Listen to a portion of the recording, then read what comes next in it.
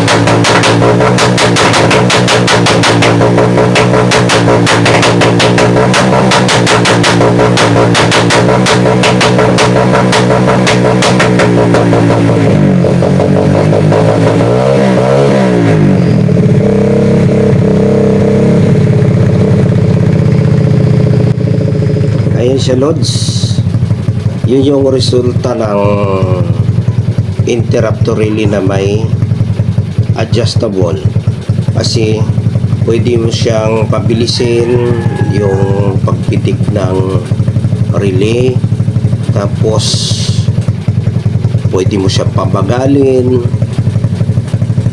at hindi mo na kailangan pambombahin yung accelerator.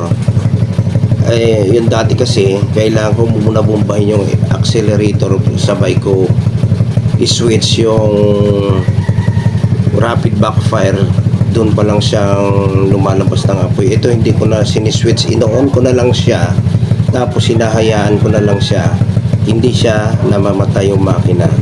Kaya yun, itong kagandahan nito, dahil kung anong gusto mong gawin sa rapid backfire magagawa ko. Salamat sa panonood mga Lods. Thank you for watching. Ayan God bless us all.